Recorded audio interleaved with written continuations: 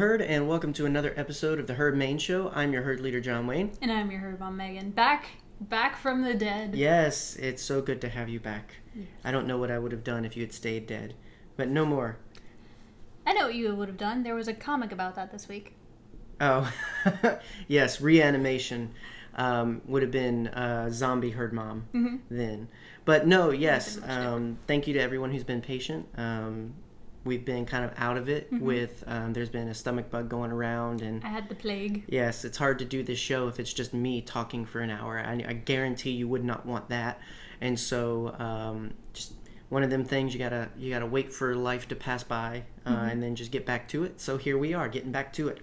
And today we have a little bit of a fun episode. It's a little bit different of something than we've done before, but it was something we've talked about a little bit since season 4 started. It's kind of a amalgamation of a topic that we wanted to do because we brainstormed, and we've talked about this before, we brainstormed different ideas for different episode concepts. So rather than kind of just coming up with it and then doing it week to week, we would come up with it in advance and kind of fill in. So we know now a bit more of what we're planning to do ahead of time other than it used to be dependent on, well, we know this is coming out, we know this news is going to drop, we know this is what we're talking about in Clone Wars. So we had a few things we knew, and then the rest we kind of just went along with. But we're kind of changing that up. Yeah.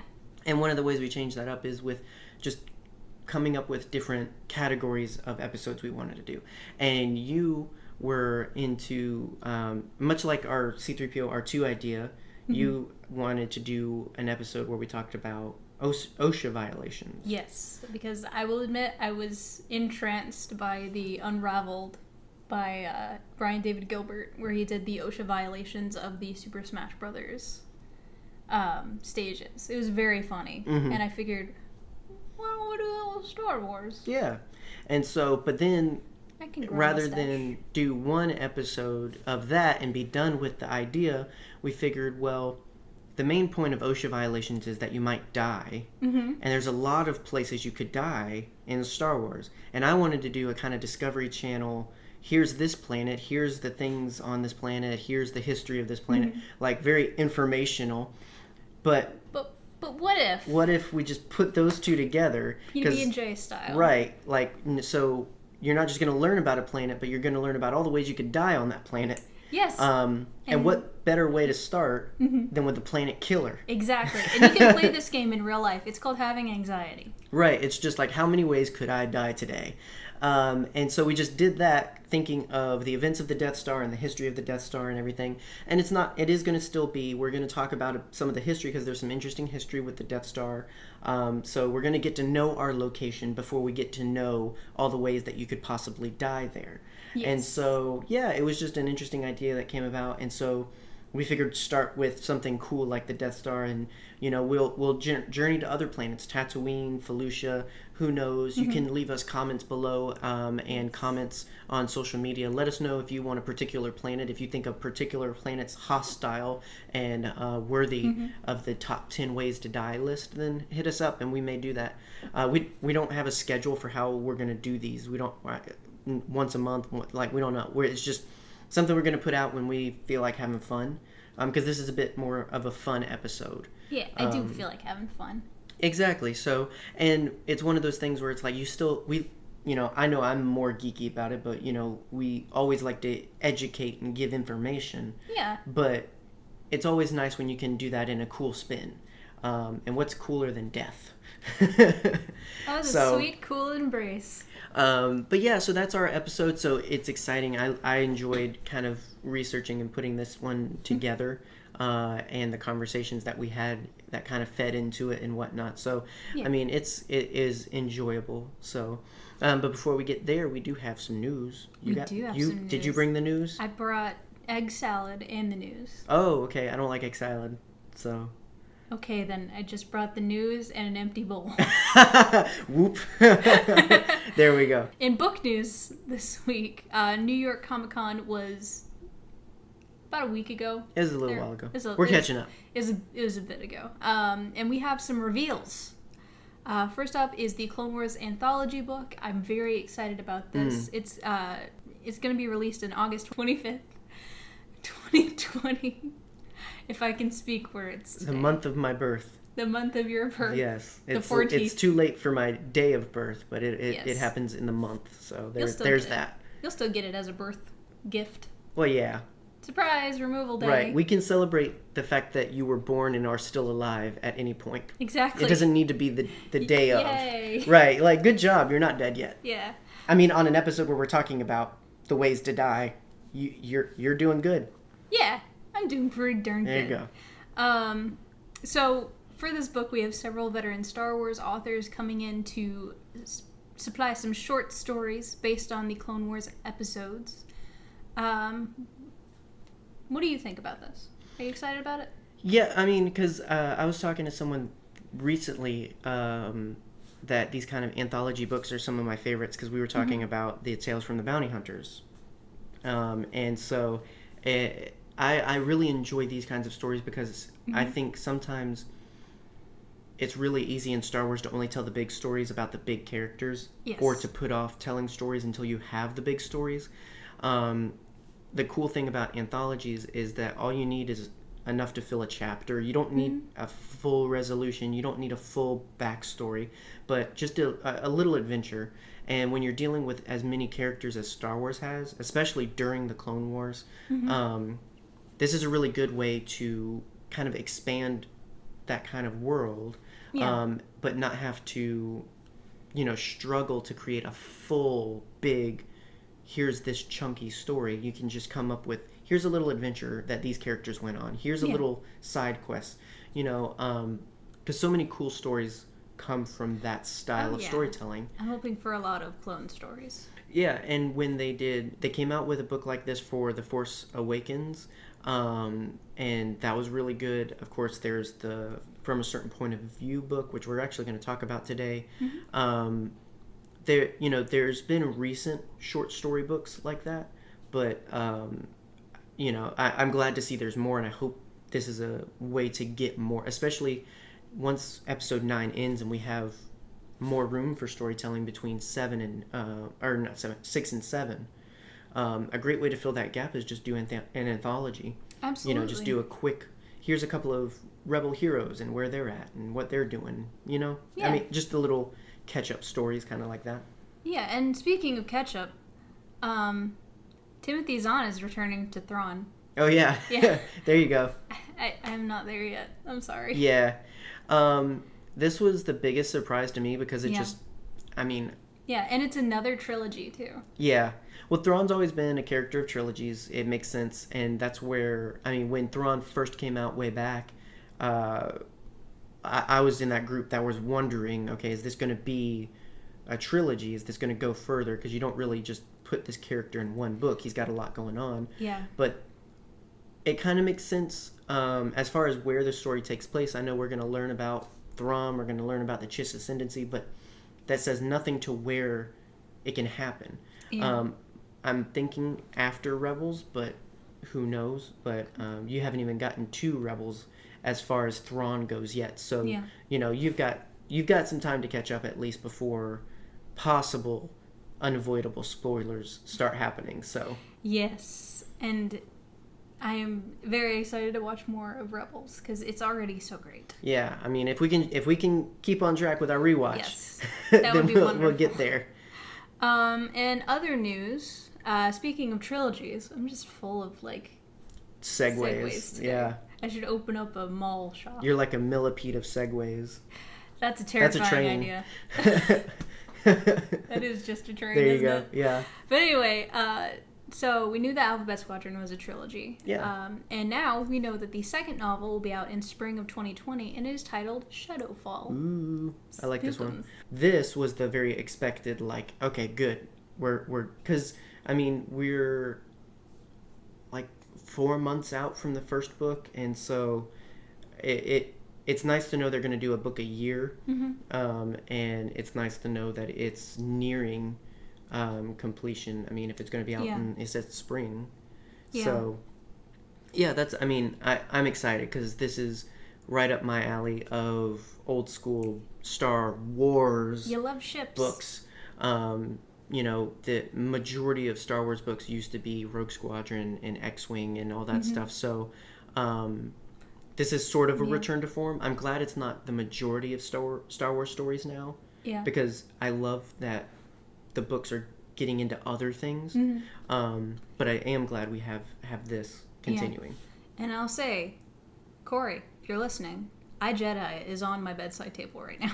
Yeah, you picked it up. I picked it up. Sometimes it's nice because you hear someone doesn't like something and you've never experienced it, and you're just like, I need to know why. Right. I either need to know why, or I need to tell them how wrong they are, because it's just And I do that a lot with movies. Like if someone says a movie's crap, I'll go back and watch it and be like, yeah, you were right, or I don't agree. Right. Yeah, not in a shameful way. No. But in a way of, like, I'm not just going to let that person's opinion be mine. Yeah. I'm going to see why they thought that, or I'm going to figure out for myself what I think about it. Also, I'm a masochist when it comes to media. Yeah, you don't mind bad stuff. No. You don't, like, you actually enjoy bad stuff. Yeah, I enjoy reading or watching something and being like, this is terrible. Right, but you don't stop. Right, exactly. Yeah. So, not that Alphabet Squadron or its sequel, we don't think is going to be terrible. No, but not at all. In case you were wondering what's currently on the read list, iJedi is there. It is there. So another book news Lots of book news. It surprised me with this one. The author that wrote Myths and Fables is coming out with another book in the same vein that's going to be called Dark Legends. Yeah, like this one, same. I was excited. Like, wow, that must have had a really good reception. Yeah, which we've read a couple of stories. We haven't read the whole thing, but it's fantastic. And we're assuming it's going to be in the same vein because he wrote a book of that nature, and then, I mean, this is called Dark Legends. And I feel like if it wasn't going to be in that vein, they wouldn't leave it assumable like that. Do you think it's going to be Sith Legends, or maybe Jedi Legends that are an interpretation of the Sith kind of dealy? Ooh. Like, do you think it's going to be like Sith beasts and stuff like that? Like the Rancor? I'd really like that. I mean, that would be really cool. I think some of the more interesting things that could be misinterpreted have to do with the Force, and especially, obviously, the dark side. Do you think we're going to get a more in-depth story of the Tuataka? That would be nice. It would be really cool. I mean, I think that's prime legendary storytelling. Yeah. And I like this idea of storytelling within a story in terms of these are stories that characters within a story would tell, kind of thing. I think those kinds of things are interesting. Yeah, and I think we've heard a lot about the legends, but we've never really been introduced to the legends themselves. Well, and this introduces the possibility of keeping legends, not legends the EU, legends as in like the prophecies of the Chosen One and all of these, or like Aesop's fables. Right. Well, yeah, it's one of those things where it's like it can remain unknown. It doesn't have to be proven. It doesn't have to be factual. It can remain unknown within the whole narrative. Like, we don't have to eventually someone come out with another book that says, oh, here's what that one book was about. Like, it's just a really interesting way to fill out, because when you think about the Chosen One, it's weird because, well, we've never gotten to like mystic legends and stuff like that. But yeah, I think the most like mystic we've gone is the Mortis arc.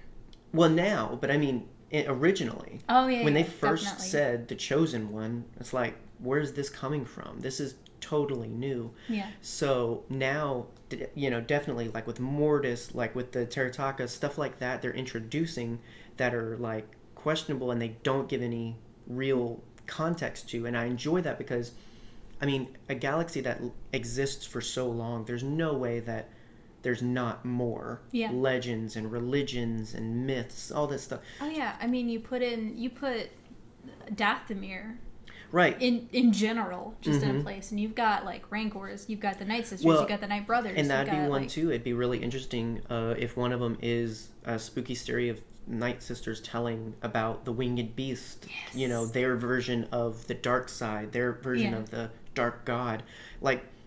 Stuff like that I would really enjoy more of. It's really cool. Yeah.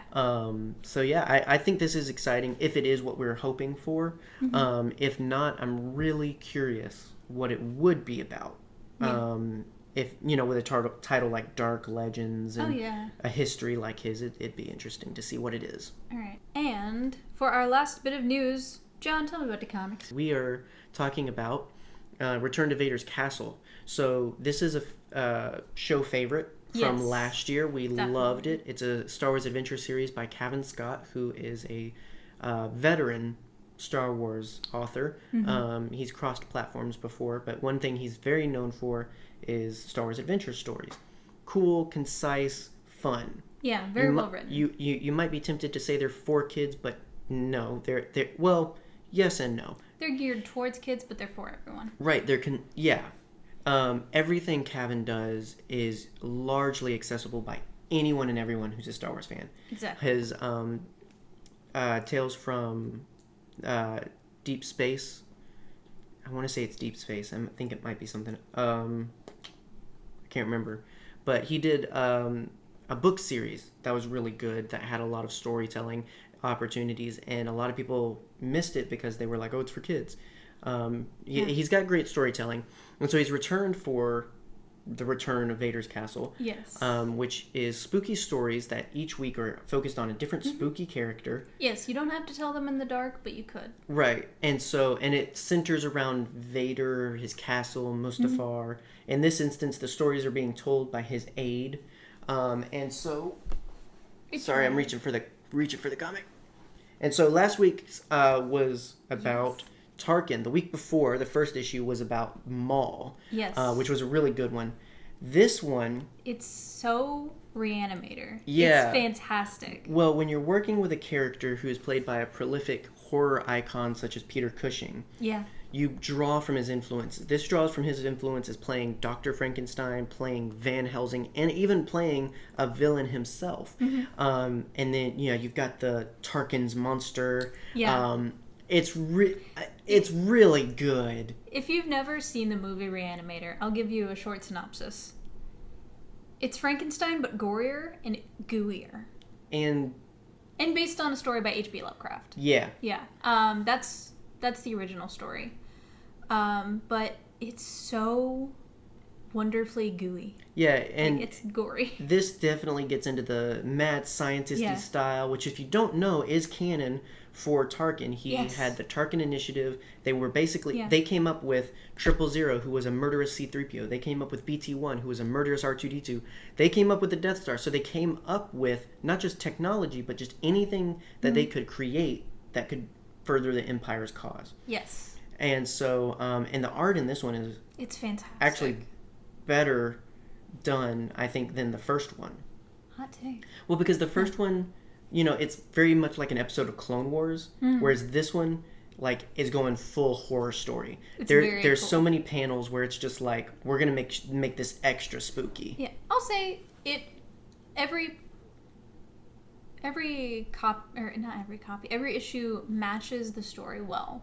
Mm-hmm. The art style really does a great job of matching the story that they're trying to tell. Fair. Where this is very, old 80s horror comic. It really had almost Tales from the Crypt vibes for me. Mm-hmm. But, it's very well done. Yeah. Oh, yeah. I mean, it's not a knock to the other issue. It's just that this one, I think, leans into its territory more. Mm-hmm. There's panels where it's just, you did that just because it looks spooky. And I'm not arguing with it. Yeah. Versus the other one where it's just very much what you see is what you get. Yeah. There's no... I getcha.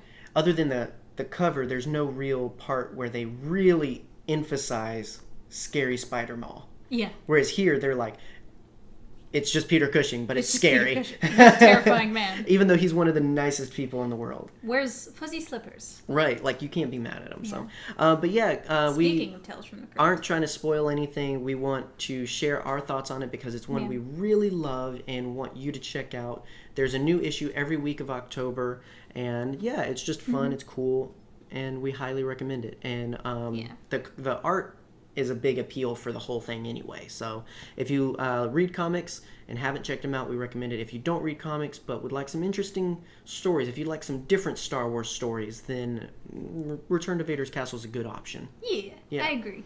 All right, so we're going to go ahead and dive into our main show.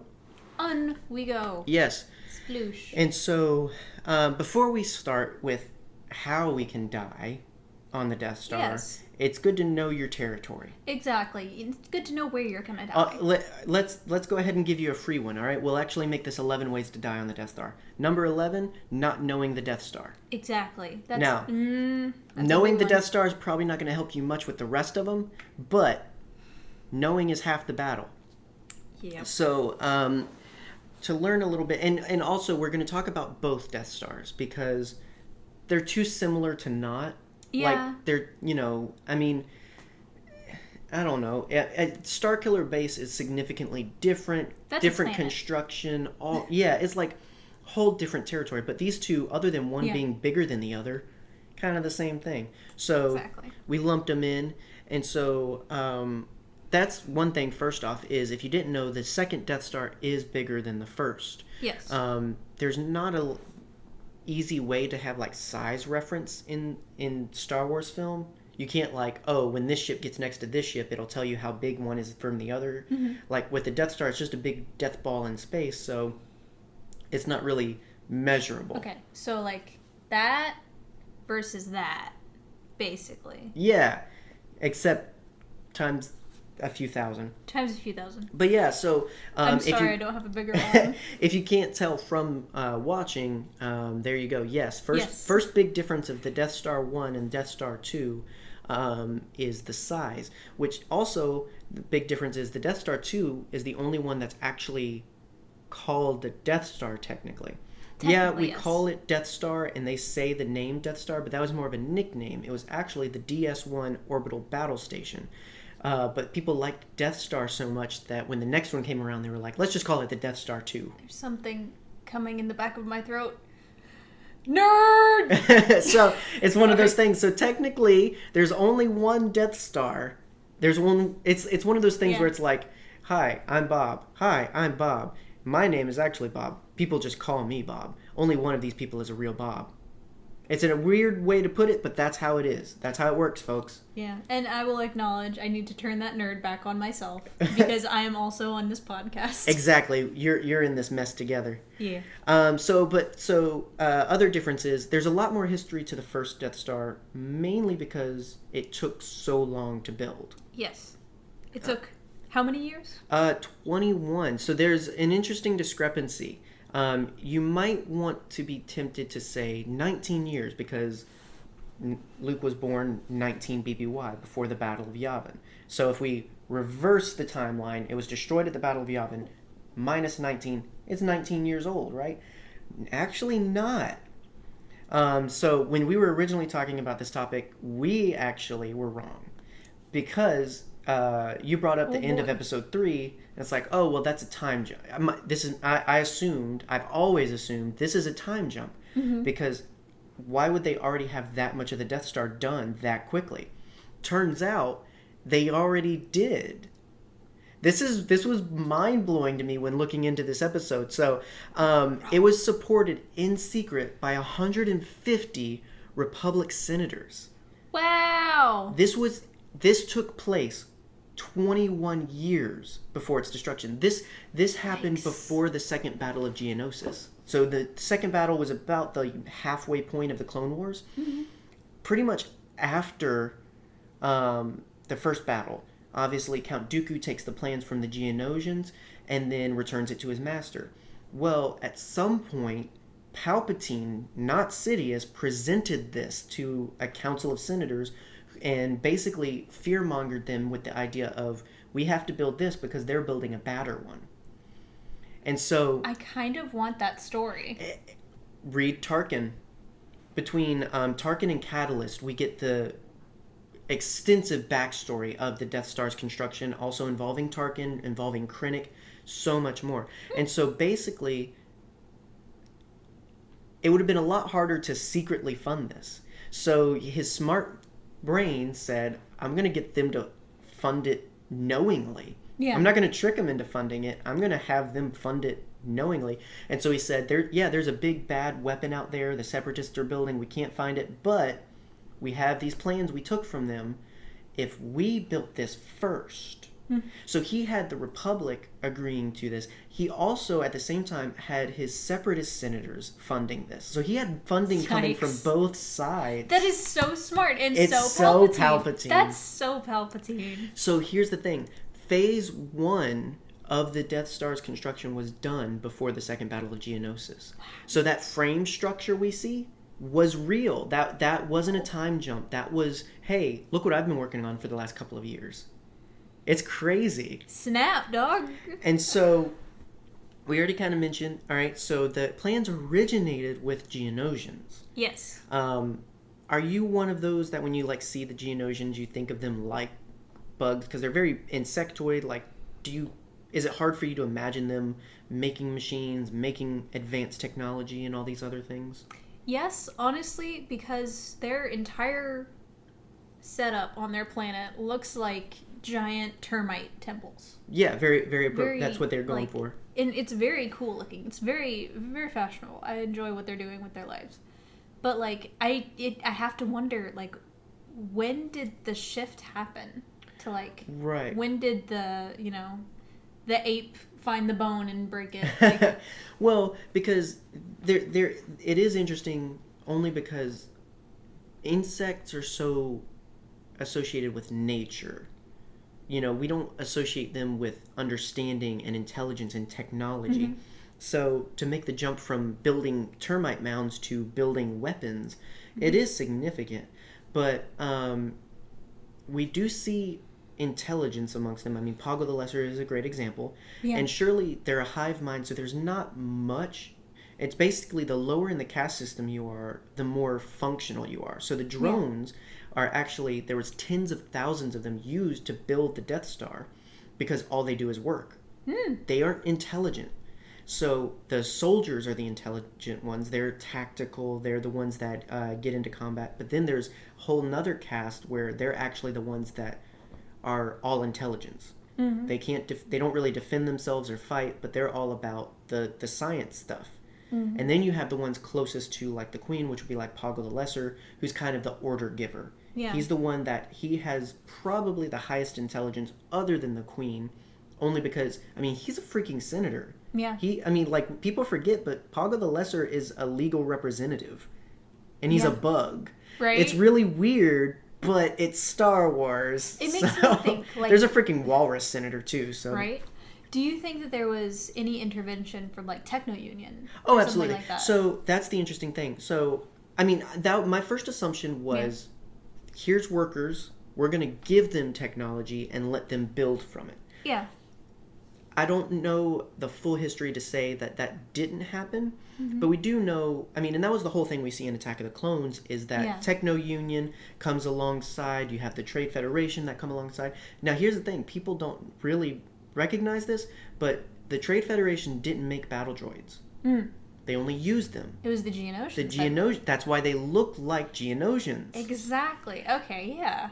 These bug people created advanced AI technology droids, mm-hmm. combat droids, and they staffed them. Like, so the idea was they're the ones that can build these things. I'm sure there had to be someone behind them that gave them more of the technical stuff, but for the most part, it makes sense that they'd be able to make. I mean, because when you look at natural architects, insects, man. Yeah.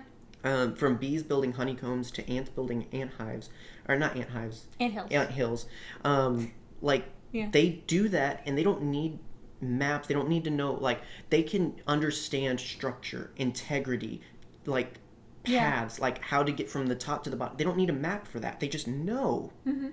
So it makes sense.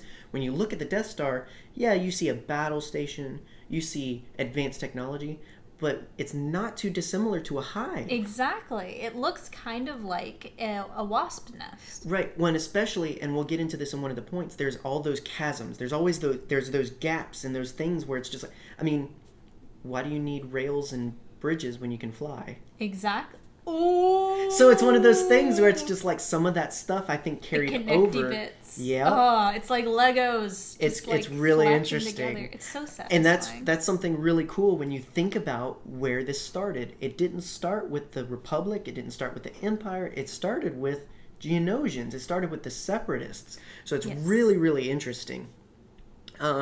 Just some other facts is basically by 19 BBY, so by the time Darth Vader's in full role, the Jedi are gone, his children are born, all this other stuff, there was a Geonosian revolt. See, I don't know if people that keep up with the Clone Wars know this, but when we last left Clone Wars, Pago the Lesser was imprisoned. Mm-hmm. He was in Republic custody. Krennic made a deal with Poggle to bring in his people, because Krennic knew it was Geonosian designed. He knew they had created it, so he was like, who better to do it than the Geonosians? So he made a deal with Poggle to have Geonosians come in. He would give them orders, tell them what to do. That's where the building came from at first, was from the Geonosians. And so he was in their custody working with them, helping them build this for 2 years. And then by 19 BBY, he started a revolt, and used that opportunity to escape. So actually earlier when I said Darth Vader, all that stuff, not quite yet. Because Pago the Lesser is on Mustafar with the other Separatist representatives. That's how he dies. He's killed there by Anakin. So Gotcha. how he got from prison to there is actually explained by his relationship with Krennic and building the Death Star. If it weren't for the Death Star, he wouldn't have been able to escape. Okay. So it's really interesting. That's interesting. All I'll mention after that is after the Geonosians were retired, they actually started using Wookiees because of strength and labor.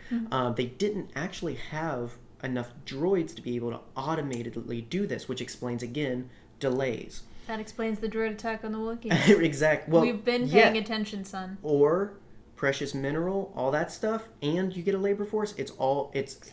you know. It's Kashyyyk, fam. There was actually even one point where they considered cloning a workforce to be able to build this because it was going so slow because of the Geonosian revolt and all that other stuff. And did you know, I found this out again in research, Geonosians die if they don't work. Like bees. Yeah, if they don't do what they were created to do, they die. Which is fine because they've got a queen who can make worms. It's really, well, for a while, but I mean, if that goes away, I mean, that's a horrible way for you to go extinct. Laziness. Very true. Oh man, yikes. So just some specs, okay? That's a lot of history, a lot of interesting stuff, though. A lot of interesting stuff. Let's get into some specs. Let's understand our place. So the first Death Star is 160 kilometers wide, or 99.4 miles, or 524,000 feet. It's a lot of feet. Here's what's interesting. Here's something I want to talk about real quick. Alderaan was 12,500 kilometers. So just to go back again, Death Star, 160 kilometers. Alderaan was 7,700 miles. Death Star, 99. Earth, pretty similar, 7,900 miles. The U.S. itself is only 1,600 miles long. Why is that interesting?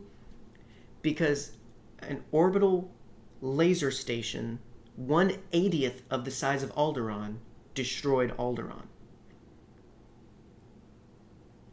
That's like if a Hercules beetle with a freaking laser on its freaking head shot you and obliterated you. That'd be rad. That'd be a cool way to die. It would be cool, but that's a lot of power. That is a lot of power. That's the significant thing here. The size of the Death Star compared to what it destroys is incredible. Let me put this in English for those of you who are not listening for the last 30 seconds. Death Star real low. Alderaan real big. Death Star make Alderaan go boom real good. And wow. So think about it this way. The Death Star is essentially an unshielded lightsaber. Because one of the things that make lightsabers work, that control the length and width and all that stuff, is that there's this kind of... Right, there's focusing crystals. So that helps almost create this barrier. It obviously doesn't protect the light because it still cuts off limbs and cuts through metals, but it does enough to basically... It's almost like a tractor beam that holds it. All right? Take that away. All you have is the pure energy passing through this crystal. That's all the Death Star does. It just passes energy, hypermatter energy, through kyber crystals. So basically, it's one giant lightsaber blade going through the crust until it reaches the core, possibly even through that a bit until it causes catastrophic failure of the planet. So basically, it's like if you have a water balloon and just poke a hole through it, it just all goes away. Yeah. It's the same way with the Death Star shooting Alderaan. That's why a little thing can make a big thing go boom, is because of the energy it puts out. What's even crazier is thinking about, okay, if it puts out that much energy, how come it only had one exhaust port? Right? Like, oh my gosh. Because that's incredible. Yeah, that is wild to think about. And it makes a lot of sense. Well, here's the thing. There was a lightsaber gun. This is really getting out there. But there was a lightsaber gun that functioned similarly, that could destroy cities. It was basically a crystal the size of what you'd have in a lightsaber, but just used as, it passes one big bolt of energy through it real quick, enough to destroy a city. So it's a miracle Ezra didn't blow his freaking hand off. Right. Oh yeah, worse. But you upscale that to the scale of a Death Star. You take a crystal this big and give it one the size of an SUV. All of a sudden, like, the fact that they were able to, in 20 years, essentially figure out how to do that in such a way that they didn't all die, it's actually really impressive. Right. And I mean, Galen Erso does not get enough credit for this thing. Not at all. Because the Geonosians came up with the big thing, and they're like, oh, wouldn't it be cool if it could shoot a laser? Galen Erso is the one that actually made it work. And his wife, Lyra, because she studied kyber crystal. So Lyra was fantastic. It's all that stuff working together to make the ultimate death weapon. It's crazy. It is crazy. Like, I imagine during half of what you were talking about, like, you know the gif where the lady's looking around and she's got the math floating by. It's just like... That's what was going on in my head. Well, because, I mean, even if you don't get into the big science of it, to think outputting that much energy that you can destroy something 80 times bigger than you is incredible. It's ridiculous. It's freaking wild, folks. It's just incredible.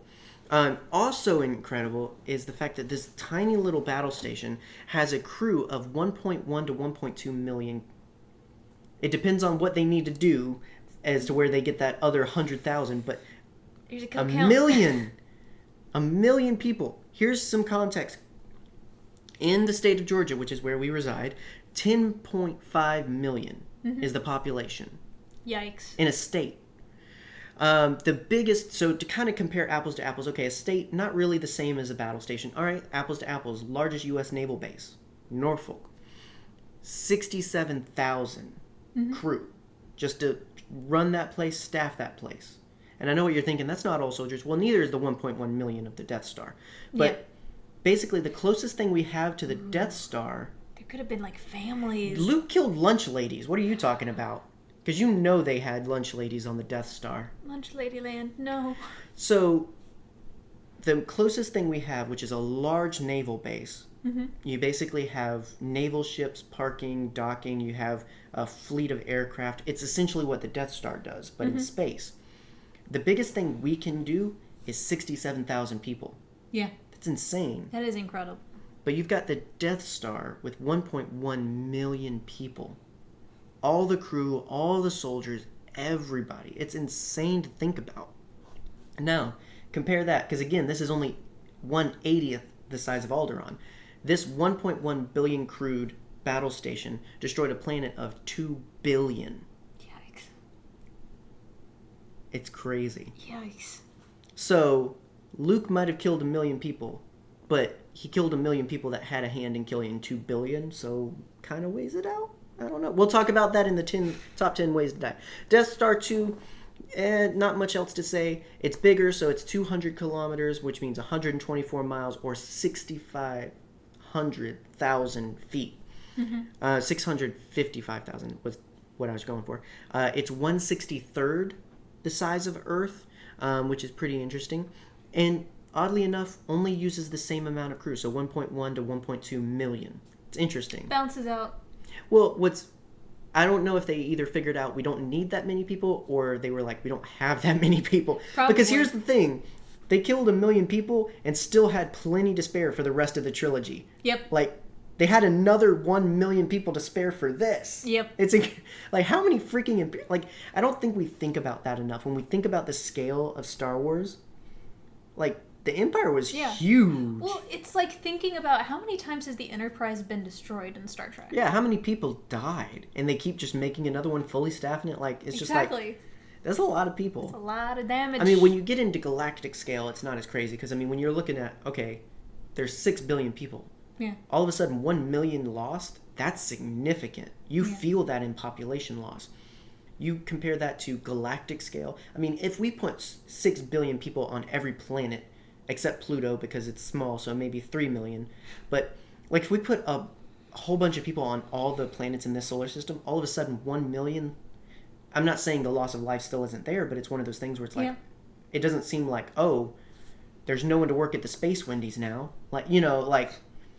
Space. There's still plenty of people. So like they when have you the best chicken nuggets. when you look, if you've ever looked at a map of Star Wars planets, there's a lot of planets. There's a lot of planets. So it kind of makes sense that they would have this. I mean, especially if there's like a draft or something, or if they create the only jobs. If the Empire creates the only jobs, you have no choice but to join. Exactly. Join or die. So let's start talking about. Okay, so we've mentioned 1.1 million people on this battle station. Either way you cut it, a lot of opportunities to die, and we have 10 of them to discuss. And so let's discuss. All right. So guys. Now that we know where we are, we can start talking about, and we'll start with the cheap one. I wanted to include this one just because it didn't happen, but it could have. Mm-hmm. It's a natural risk of being anywhere in the Empire. You could get killed by Vader, and we see this played out in workplace disagreement. All right, so episode 4, we have the meeting of the Joint Chief of Staff of the Imperial Navy. Mm-hmm. Tarkin, Yularen, you've got Tag, and you've got Mouthy, Conan Antonio Modi. Fun fact, he's named after Conan O'Brien. That's fun. So Admiral Modi was the guy that talked off Darth Vader when he said, you know, don't be too proud of this technological terror you've created. The ability to destroy a planet is insignificant compared to the power of the Force. And here's the thing, okay? He's making a point. Here's the thing. There's many things that you should not bring up in a meeting. I get if you don't believe in someone else's religion, but when it's Darth Vader... And just let's start. No, hang on. It's Darth Vader. Well, no, but let's start with this. Just don't be a butt about other people's religions. Exactly. Let's just start there. You want your beliefs to be respected. Respect others' beliefs. Yeah. In from a certain point of view, we learn he is a man of his own religion. He has a religion. Exactly. Here's the thing: can you lift rocks, Modi? Probably not. You know who can? Darth Vader. Because the Force is real, and you should know that. Like, how you can live in Star Wars and not know? Like, right. Can you not understand? Sure. But there shouldn't be an excuse, especially with a televised Clone War happening not long ago, that you could be like, So first of all, don't be a butt about other people's religions. That was his first mistake. Second is he talked directly to Vader in a very downsizing way. Yes. And he was, don't try and scare us with your sorcerous ways, Darth Vader. I was just like, oh, you want to see sorcery? It's right. He is lucky. Here's the thing. If people ask me to demonstrate my religion, I'm going to pray for you. If you ask Darth Vader to demonstrate his religion, he's going to choke you. Windpipe. Right. And so I mentioned from a certain point of view because there's a short story there where he's filing paperwork against Vader because of the assault. Yes. And so there's this funny thing. He said, whatever conclusions you ultimately draw about the incident taking place between myself and Lord Vader during yesterday's morning briefing, he was wrong. And trying to crush someone's windpipe because doesn't make you any less wrong, even if you're wrong to begin with, which he was, and I do not concede the argument. He is lucky that he died in the freaking explosion. What was he wrong about? Nothing. That the Force is real? Exactly. What? Modi was just like, fake news. I'm filing a complaint against you. Screw you guys. I'm going home. Right. It's just what do you have to be angry about, my dude? Exactly. Well. I mean, okay, assault. But he was a butt. He was a butt. Here's the thing, okay? No matter how much of a butt someone is in a morning meeting, don't try and choke them. Exactly. All right? Darth Vader, he can get away with that without paperwork. You cannot. Exactly. So, if you happen to be on the Death Star and go to a morning meeting, you never know what might happen. Now, Drink your coffee this instance, he didn't die. I mean, technically he did later because of the Death Star. but he didn't die in this instance. He could have. But he could have. If Tarkin hadn't been like, dude... If Tarkin hadn't been like, I can't handle another one, please stop. Because Yes. you know that's what it was. It wasn't like he cared about Modi. His thing was like, Paperwork. Vader, if you give me more paperwork, I swear to Glob. And so, but yeah, so our first one is a close call, but still possible. You could die of workplace violence because of Darth Vader, which is just a natural thing that could happen around Darth Vader in general. So this one's more along the lines of one of the things you started this episode thinking about. Yes, because watching through all of the Star Wars films, whenever they're on the Death Star, whenever they're anywhere owned by the Empire, really, there is a distinct lack of railings. Right? Honestly, like, you watch Rogue One, there's barely any railings. There's even a moment where, so there's that lower Volt area where K2 was defending everything. Then there's an upper area where you can get extra access. Yes. There's no railings. There's no railings. He's walking across a bridge over an open area. Now, if you fall there, you're going to break your ankles. But still, like, it's got to start somewhere. Yeah. The fact that Luke and Leia were able to, like, Indiana Jones swing across a platform. Right. Well, first of all, that they could walk through a door without a platform in the first place. Like, exactly. Why do you need to turn on the bridge?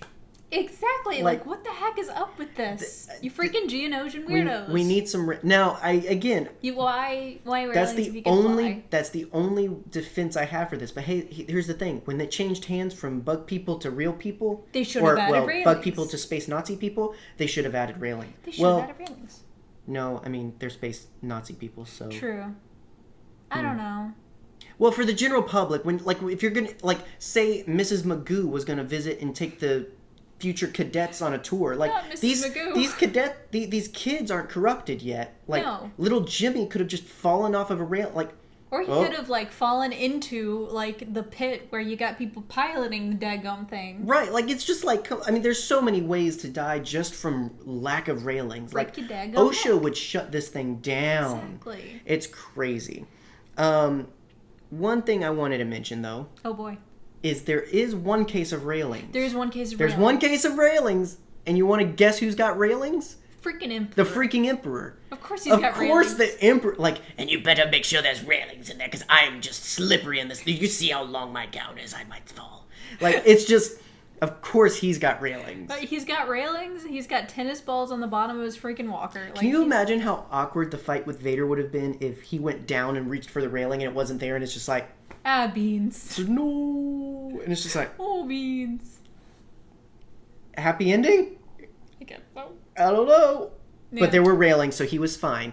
Yes. We have a happy ending only because Darth Vader had railings. Exactly. So, if there's not railings, guys, first of all, just don't go there. Stay very far away.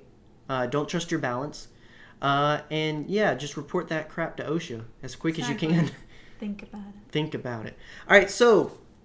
This is the one I'm excited for. I know you are. This is the one I'm excited for. All right, so this next one is another simple case. It's a simple case of don't help strangers. Don't talk when the to Falcon strangers. is captured on the Death Star, it's guarded by two stormtroopers. It's guarded by TK-421 and TK-710. And at one point, of course, our heroes need to get out of there. They need to move along and, rescue the princess and escape and all that other stuff. So we don't think of it much. They're just faceless stormtroopers. They're called up there. They're killed for their armor, and then our heroes escape with it. I'm about to break your heart. Here's what I'm going to say. This next part has nothing to do. My point is, be careful who you help, especially on the Death Star, because they might get you killed. Oh, no. That's my whole point. But now let me tell you a story on why you should care about that. Because you're probably just like, okay, it's stormtrooper death. Oh my gosh. So, again, referencing from a certain point of view, there is a story called Of Mice and Men.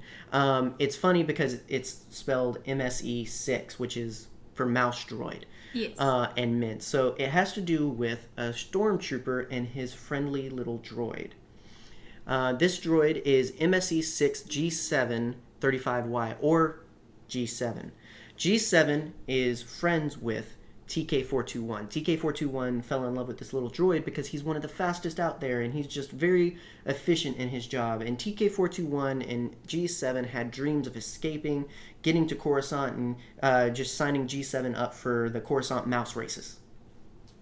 That's freaking precious. So TK421 cut down in his prime and left his little G7 all alone. But wait, there's more. If that wasn't bad enough, TK421, G7 was witness to a love story on the Death Star. No one thought that, oh, the Death Star is a place of love, but TK421 did. And you want to know who he fell in love with? Are you ready for this? You ain't ready. I ain't ready. You ain't ready, but I'm going to tell happened? you. TK421 fell in love with Wilhuff Tarkin himself. Ooh, yikes. And it was reciprocated. Oh! So it's so crazy because there's a moment where Tarkin plays Luke and TK421 plays Leia because G7 records TK421 talking about, oh man, I got a pimple, I just don't, he's upset with his appearance, and droids kind of just record everything. And so there's a moment where he bumps into Tarkin and ends up playing this, and Tarkin has a moment much like Luke of, who's this? He's beautiful. And there's a moment where G7 stops the recording and he's like, wait, bring it back. Show the rest of the message. And so it's meant to be a cute little, haha, it's like that R2 scene. I'm just gonna keep going this way. He invites him to his quarters. They have a cool little night and everything. And G7's purged of memory of all of that because Good. High intelligence. Good. And so TK421 gives a message for the officer, Tarkin. That's the thing. They never named Tarkin, but if you listen to the audiobook, it's voiced as Tarkin. And the way that he's described is very Tarkin. Because he even mentions, I have an important meeting in the morning with the joint staff. Mm-hmm. So it had to be one of the joint staff, but only one of them had gray, crisp hair, like Tarkin. This is so freaking weird. Hang on. So TK421 gets reassigned to guard the Falcon. And so G7 goes to the officer, Tarkin. Tarkin gives G7 a message that they're going to make the rebels pay and all this other stuff. On his way, he bumps into none other than TK421 escorting a chained Wookiee, who scares him off.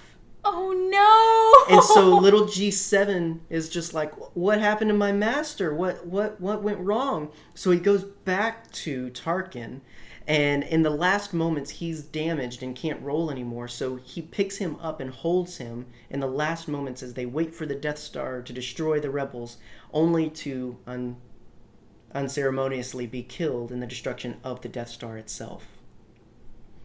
So little G7, TK421, and Wilhuff Tarkin, the love story that was so untold, was cut down in its prime. I don't want to do this. I love, from a certain point of view, so much. I love that these are the kinds of stories we get, because that is just incredible. Yeah. It's so crazy. That is I love insane. I need to reread this book it's and one pay of the, more attention. There's so many stories in that book where it makes you like, oh my gosh, this is so awesome. Oh my gosh, they just died. What? Yep. There's so many times when it's just like, you don't even realize, but they give tragic backstories to these. Oh my gosh. Will Wheaton wrote the saddest one in there about a rebel officer that had to give up his child because the Empire is scary, and I don't want her growing up like this, so I'm giving her to some farmers that are going to go off to another safe planet. Like, oh my gosh. Yeah. I mean, it's crazy. It's insane. But I love it so much because never in my life would I have thought I got so excited about a mouse droid, a stormtrooper, and Tarkin. But there you go, folks. Every time you see that scene in A New Hope, you're going to be like, no, TK421, no! And that little mouse droid, the one that ran away screaming from Chewbacca, that's G7, dude. That's G7 being like, my master, what? Yeah. What is my master? Just remember, all of this is canon. It's canon! Canon adjacent. They won't be serious about it, but... No, it's pretty much canon. I think it's canon adjacent, but I feel like it was close enough that they were like, you can't say it's Tarkin, but you can insinuate. Yeah. But yeah, it's a really cool little story. Man. Super sad, but all that to say, don't help folks, because then you'll never see your lover again. Man. I mean, help the right folks, obviously. Obviously. But anyway... the next one I set it up. You really set it up. It's not leaving soon enough. Right. Like, if someone comes up to you and says, hey, it might be a good time to get out of here. Our Right. big thing's You just met the love of your life. Yeah. You have a pet little mouse droid together. Yeah. You should have run off, Tarkin. He's petting the mouse droid like right. this. You should He's have. like, no. But no, he was like, nope, we got to make the rebels pay. We've got to do. If he could have just let go of his pride and his hate, he could have lived a happy life with TK and little G7 on Scarif. Wait, no, never mind. Scarif's gone. And TK's gone. Huh? And TK's gone. Well, this is what I mean. Oh, well. Oh, no, G7's gone. Well, G7 would have been with him. True. Oh, man. There's no way it would have ended happily. No. Dang. It wouldn't have. So. But he would have been alive. He would have been alive. Yeah, he could have avenged his lover. Exactly. Wow. There you go. Now you'll never get your revenge because now you're dead. You and your fuzzy slippers and your droid and your lover. You're all dead. All dead. All space dust. So next time, when dust. stuff starts to look bad, Get probably out of just there. go ahead and get out of there. Get your escape craft ready. It's not always going to be your moment of triumph, okay? Step off, big man. But yeah, you got to be careful about that stuff. Next, so this one's a fun one. Yeah. All right, so trash compactors. Again, one where it didn't happen, but it could have. And we know of it happening because of Omi. Omi, the Dianoga. Once again, I turn to my favorite book in Star Wars from a certain point of view, where we get a story of Omi, the Dianoga. If you don't know, that's the trash compactor monster, okay? Yes. First, a little bit about Dianogas, because this is super weird. All right, Dianogas are large omnivorous cephalopods that hail from the planet of Vaudran in the Silclata cluster. Although primitive, they're actually sentient, and some Dianoga are even force-sensitive. Pardon me? Well, all living beings technically, but they in some way must be more susceptible to believing in such an entity. Here's the thing, this right? garbage. The garbage squids believe in water god, okay? Because they have a primitive tribal culture, and when they're not feeding, they often speak in a deep, complex hummage language. So that weird so you hear in the trash compactor, that's actually Omi, the Dianoga. He's saying hi. She's saying hi. Yeah, they're hermaphroditic, but they most often identify as female. Because of the reverberations, it carries well through the water, and it's the language that scares away nearby prey. So usually no one bothers them because they sound so spooky. So here's the thing. Their people venerated water, basically highly regarded, not quite like a god, but, I mean, I obviously estimated, but like basically they respect it almost like if it were a god. It's not a religion, but it's one of those things where it's like you don't mess with it. And so they call it the Great Cleanser when it is time to be cleansed. It's water. It's water. And this they sounds also like a Douglas Adams story, like straight up. They also believe in reincarnation. This is a Douglas Adams story. So Omi was basically picked up one day from the swamp, sold to the Empire, and the Empire threw her in the trash. She's lived there feeding off of physical waste. Poor baby. So we do know she has eaten people or organics. Yeah. Because she talks about eating, meaty things and even down to the bone. So she's eating things that you could have. If she's eating stuff. She knew that the compactor was about to go on. That's the only reason she let Luke go. So he could have almost been Omi food. And so, yeah, trash compactors, my dude, be careful. That's wild. Because there's swamp creatures down there. And then also, if you're not killed by the swamp creature, could have been killed by the trash compactor. Could have been crushed. Don't play in the trash. Don't play in the trash, kids. Anyway, so our next one, a little bit more simple. Yeah, it's a little bit more simple. You know, have you ever been walking down the street in your hometown and you see someone that used to teach you, and you were like, "Oh, hey, that's Mrs. Kerfuffle. I remember her. She taught me that." I once got in a kerfuffle with Mrs. Kerfuffle. You came out with Mrs. Magoo earlier. So I can't say nothing. I can't say cannot nothing. say a word. And do you remember in that moment you took out a laser beam sword and cut her down immediately? I mean, I wanted to, but I didn't. because that'd be illegal. That's what you do when you meet a former teacher. Apparently. Right? On the Death Star, at least. Meeting a former student is a way to die on the Death Star. Yes, so you're just strolling through, shutting down tractor beams, helping farm boys break out princesses, and all of a sudden, some guy in black armor you used to know and call Annie has a grudge, apparently. Apparently, because you cut off his legs. Ooh. So, this is probably the most typical Death Star death most people think of, aside from our first couple, which you can probably name. But it's one of those funny instances where it really does come down to the fact that, I mean, it was because he was his old teacher. You know, I mean, personal grudges aside, boil it down. Yeah. It's just like I didn't like school with you. You also cut off my legs, but that one test was really hard. That one test was really hard. And so, one thing I do have to give it, technically he only got it because Obi-Wan let him have it. Yes, but that is true. Nonetheless, death is death. It did happen, and so Obi-Wan had to buy time. He did. Again, going to OSHA violations though. This Put on time, your hard hats. Yeah, basically. This time it's just overall. Yeah. Okay, this is just overall. The whole thing was poorly handled.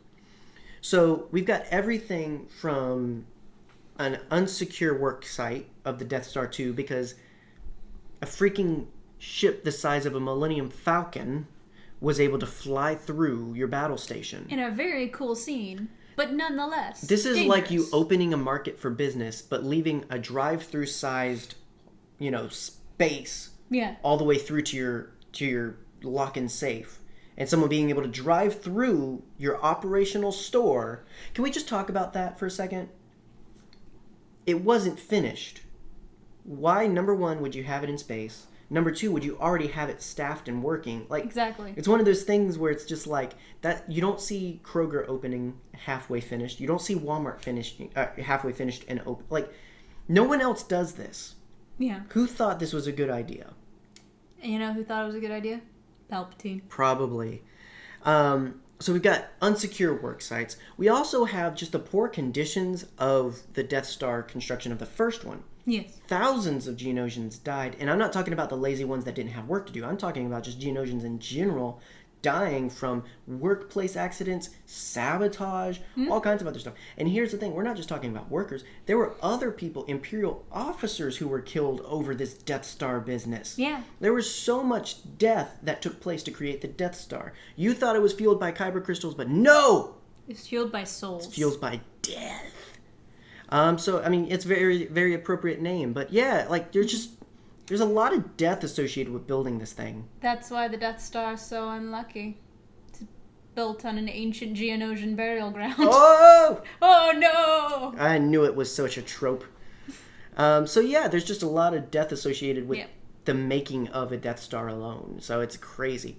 It'd really be interesting to get into the numbers of how many died making it, how many did it kill, and then how many died on it. Like, that's a lot of... That's a kill That's count. a lot of death. James A. Janice, are you Right, okay? that's a lot of death. Said me, kill count? Yeah. Next one. You want to take this one? Yeah. Okay. Next one. Sorry, I talk a lot. You're fine. You talk a lot. No one expects the farm boy. No one expects the farm boy. No one ever does. No. So one day you can just be chilling on your Death Star, and then all of a sudden a farm boy comes along in a freaking X-Wing that he's never flown before. Well, I was gonna get on a tangent about that, but then he did fly a Skyhopper, which is the equivalent of a bush pilot. He was essentially a small plane pilot. It's fair to say it's probably a transferable experience with a little bit of, show me this, show me that kind of stuff. It's only about the size of a womp rat. What? It's about 3 meters. Oh yeah, basically it was like flying his bush pilot, his bush plane, but a little bit bigger with bigger guns. Yes, exactly. But still, a blonde, whiny farm boy. Yeah. Comes out of nowhere. Right. Of all the soldiers. Right. Of all the experienced, pilots and everyone. And he's got the Force. Right. Well, and a that's ghost. why. And a ghost guiding him doing stuff. That's your farm boy and a ghost. Don't let your farm boy and ghost near a death ball. Mamas, don't let your babies grow up to be cowboys, farm boys, or ghosts. Exactly. But yeah, I mean, Luke, there's nothing quite like 1.1 million dead space Nazis. Like, he's got a lot of death on his, like, roster. Yeah. Get out of here, Natasha, with red in your ledger. He's got, like, red, blue, green. I mean, my thing is it's really hard to quantify because, like we mentioned earlier, there was lunch ladies. Yeah. I mean, there was freaking G7 and Tarkin. Yeah. I mean, Tarkin was still bad, but, like, who knows what a love life could have done for him. Right. And it's just like, we'll never know. We'll never know. I mean, think of all the other innocent mouse droids. I mean, basically, just think about the droids. Think about the gonk droids. Oh my god. Luke. The gonk droids. And so, yeah, you suck, Luke. You gotta always be ready for a farm boy and a proton torpedo because that'll really ruin your day. Honestly. I mean, we need to study them, learn their weaknesses. Tobacco. Number 2, we're getting towards the end here. Helping your son. Yes. Sometimes you just got to say no, and enough is enough. Yeah. But sometimes helping hurts. Yes. And in this instance, it hurts a lot. It hurts a lot. Like really like shocking. lightning. Like getting struck by lightning levels. Getting fired by your like boss. On a scale of 1 to lightning, how much does it hurt? Lightning. And so, Vader saves his son valiantly. And you know what? He wouldn't have been able to if it weren't for railings. If it weren't for railings. Palpatine, we hadn't even put it out there, but Palpatine knew our list, foresaw it, and unfortunately, I guess, I mean, he was safe, but he was thrown over the railing. Yeah, like... He was, like, deadlifted and thrown over a railing. Oh, yeah. Like, ouch. Oh, yeah. Yikes. Well, all the more reason, like, Vader was spent afterwards. Yeah. I mean, between the lightning, the deadlifting, and also the whiny son, I mean, kind of done. Mm-hmm. So, but no, yeah, he needed like that railing.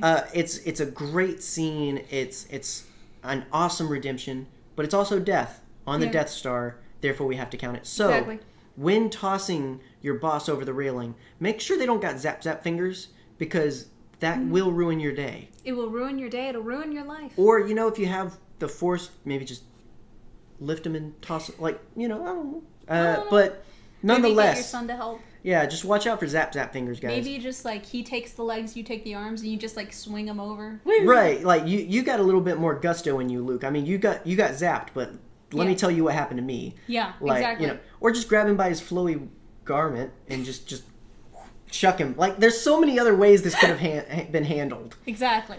But no, we had to. We just. Yeah. Yeah, just watch out for lightning, guys. That's all I got to say. Watch out for lightning. Watch out for snakes. But if you do get hit with lightning by your boss, who is secretly an evil galactic warlord, chuck that sucker down a shaft. Get shafted, Palpatine. Always have a shaft nearby. Always. In case you run into a prune-faced evil warlord. Or just a Sith in general. Right, just anyone unpleasant. Shaft. Anyone unpleasant. Just have a shaft ready. Sometimes you cut them in twain first. Right. I mean, if you want to be a little bit more recyclable, then, pull the Obi-Wan, cut down your garbage before throwing it down, or just throw the whole thing. I mean, How you know dare what? You, first of all. There's no way to really do it because Maul got cut in half, came back, Palpatine got thrown out whole, came back. You got to get... Okay, if you're going to have a shaft, have a garbage disposal at the bottom. Have one of those things like it's at Mom's house where she has the crusher. Right. Oh, yeah, the compactor. Yeah. Well, have a trash compactor at the bottom of your shaft. Have a Diagon. Dianoga. Dianoga. Here's the thing. Combine all of them. Combine the whole list. Have Farm Boys, Dianogas, shaft, trash compactor. Have a freaking... laser beam with a shark. Laser beam with a shark. I don't even know what that's about. But have all of that at the bottom of your shaft. Shark with freaking lasers. And then you're good. You're square. Your evil warlord is never coming back. Exactly. Never Matt to be Smith heard or from otherwise. again. Or pull a Dragon Ball Z, and when his evil blue force spirit escapes, throw a frog out there so he traps in the frog. And then the frog falls down the shaft and gets eaten by the Dianoga. That is my favorite Dragon Ball Z thing it's ever. It's such a goat thing. It's unexpected. It's fantastic. Frog. If you don't know what we're talking about, just someone's troll soul tries to escape, and they throw a frog in the way, and it gets trapped in the frog instead. It's fantastic. I mean, we would have such different... oh my gosh, what if Frog Palpatine came back in the end? I am back, Skywalker. What if, Ribbit. What if Palpatine's Babu Frick? What if Palpatine is Babu Frick, guys? Oh my gosh. They're both wrinkly. Look, you know what? Who knows what's going to happen? We might even have a third Death Star to kill Count 4. I don't know. But Let's hope not. here is 10 ways to die on the Death Star. Here's also just a whole bunch of other storytelling that hopefully intrigues you. That you thought this was just a ball of death, but you had no idea what you were getting into when you started this episode. You are now more educated and more prepared to avoid death when you visit the Death Star. Yes. Just be aware of your surroundings. Be aware of your Death Stars. Yeah, wear a hard hat. Yeah, in general, just probably do that. And in general, you know, just think about it. Just think about it. Just think about it. Well, I mean, like, it would have been very different for the stormtroopers on Endor if they didn't have their helmets. It would have been a lot of rocks to the cranium. Lot of rocks. So that's something to look forward to on our Endor ways to die. But this has been a new episode for us, a new style for us. So hopefully you enjoyed it. Again, lots of fun on our end to record, lots of wackiness. And it's one of those things where it's like, I hope on the other end of this, you learned something you had no idea about the Death Star. Yeah. We've known about the Death Star for 40 years now, and it's hard to think that there's anything new you could learn. Mm-hmm. It's hard to think that there's anything that could be added to the experience of the Death Star. But hopefully, I mean, it's not us doing it. We're just the messengers, but hopefully we gave you something new to think about, to love about the Death Star. And maybe now you'll visit the Death Star prepared and ready to not die any of the one of the 10 ways we explained today. So yeah, and if you're a patron, stay tuned for the after show where we die. Where we die a lot. No, I don't know. I hope not. That would be a boring show. But yeah, you can check us out on Patreon for an after show. It starts at $1 a month. That also goes to support us and all that we do. It sends our cats to college, all of that crazy stuff. You can follow us on the social medias. And again, let us know planet you want to cover next. Let us know your favorite way to die on the Death Star. All of that cool stuff. We really enjoyed this series. And we want to make it last. There's a lot of Star Wars plans we can talk about. But we do want to hear back from you because it's just so different than anything we've done before. So let us know. And in general, just hit us up on social media. Help us have a good time on social media. We need more positivity and fun on social media rather than whiny bad boys. So, hit us up. Other than that, we are going to attempt to be as on schedule as we can now that you're alive. I'm alive and well. So this should be out on Wednesday. That means our Rebels rewatch will not be out on Friday. We already talked about this. Yes. Scheduling wise, we're going to be able to get it out Saturday. So look forward to that Saturday on our Rebels rewatch. Continuing that, we're going to be talking about Empire Day. So what better week? It's Empire Week. I'm wearing a Darth Vader shirt. I am too. But Dark Side Coffee. I've got my Empire, it's socks with the Imperial cog on it. Yep. I also got, I don't know what this is called. Like, it's Kylo Ren's First Order thingy. It's like Crimson thingy. It's not Crimson Dawn. I want to say Crimson Dawn, but it's something to do with a Sith Trooper, I think. I got it from Target. I got it from Target in their Black Series mystery box. So I guess it's not a mystery for you anymore. Well, it's not just this. It's a comic and a pin and a figure, so. Yeah. So it's a non-mystery box for you now because you know what you're getting. But anyway, have a good rest of your week. We'll be back. Yes. Nothing. I was just... Just trying to get me to shut up? Okay. It's time to go, so have a good day, good week, good tomorrow. What's Hail that song? Well met. What's that song? So long, farewell, auf Wiedersehen, adieu, adieu, adieu, to you and you and you.